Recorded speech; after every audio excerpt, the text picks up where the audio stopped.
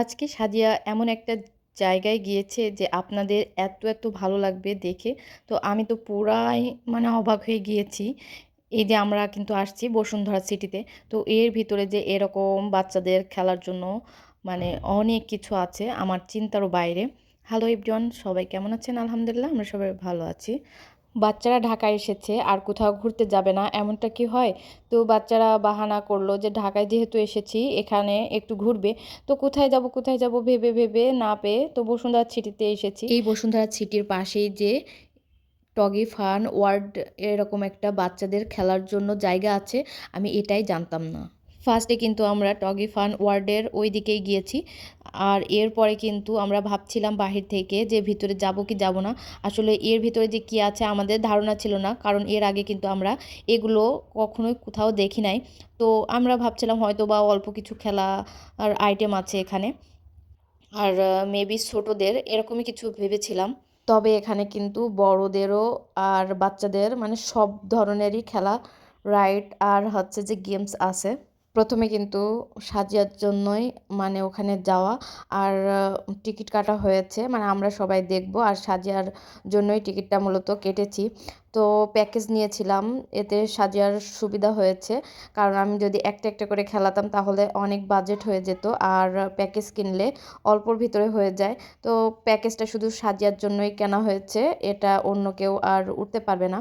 তো ওখানে গিয়ে তো আমাদের মানে পুরাই আমরা অবাক হয়ে গেছি। এত ও মানে খেলার আইটেম, গেমস থেকে শুরু করে বাচ্চাদের খেলার, মানে আপনি কিন্তু অত মানে বাচ্চাদের খেলাতে পারবেন না, আপনারও ধৈর্য থাকবে না। সাজিয়ার অনেক ধৈর্য, মাশাল্লাহ মাশাল্লাহ। আর এখন যেখানে আছি এটা কিন্তু বসুন্ধরা সিটির ভিতরে, আমরা নিচেই সব জায়গায় ঘুরে দেখতেছিলাম, এরপরে কিন্তু খেলার ওইখানে যাব। তো খেলার ওখানে গিয়ে টিকিট কাটা হলো, কাটার পরে কিন্তু লিফটের 8 তলা থেকে শুরু গেমস এবং রাইড, এরপর 16 তলা পর্যন্ত এই খেলাধুলার এইগুলো আছে। তো এত ধৈর্য মানুষের নাই, আমি এমনি অনেক অসুস্থ ছিলাম, আর এইখানে আমি ভাবতেই পারিনি যে এত খেলা, রাইড আর গেমসগুলো আছে। তো আমরা যেহেতু মানে গিয়েছিলাম যে টাইমে, ওই টাইমে বেশি একটা ভিড় ছিল না। ভিড় হলে কিন্তু সবগুলো রাইড একদম চালু থাকতো আর আমরা দেখতেও পারতাম। যেসব গেমসগুলো আছে আসলেই মানে খেলতে ইচ্ছা করতেছিল।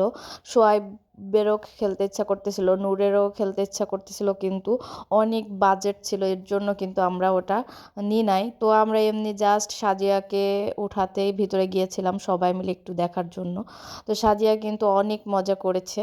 তো আপনাদের কিন্তু আস্তে আস্তে আমি সব কিছুই দেখানোর চেষ্টা করব। আমি একটা ভিডিওতে সম্পূর্ণ দেখাতে পারি নাই, কারণ একটা ভিডিওতে যদি আমি সম্পূর্ণ দিই তাহলে কিন্তু অনেক বড় হয়ে যাবে।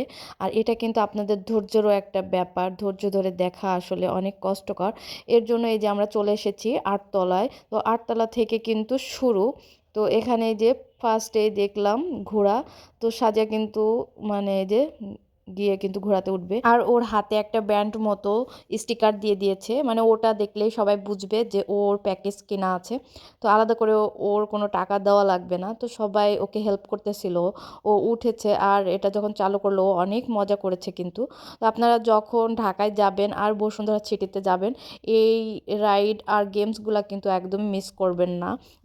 অবশ্যই এখানে যাবেন, অনেক ভালো আমি বলবো।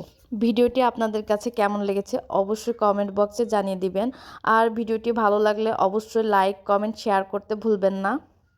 আর এখানকার একটা রাইড কিন্তু অনেক মজার, আর দেখতে পাবেন আমি আস্তে আস্তে অল্প করে আপনাদের সাথে শেয়ার করার চেষ্টা করব। তবে আমারও আসলে শেষ পর্যন্ত ধৈর্য হয়নি যে ধৈর্য ধরে আমি ভিডিও করি, কারণ অনেক আইটেম, হিউজ পরিমাণ আইটেম এখানে আছে। তো সবাই ভালো থাকবেন, সুস্থ থাকবেন, আমাদের জন্য দোয়া করবেন। আল্লাহ হাফেজ।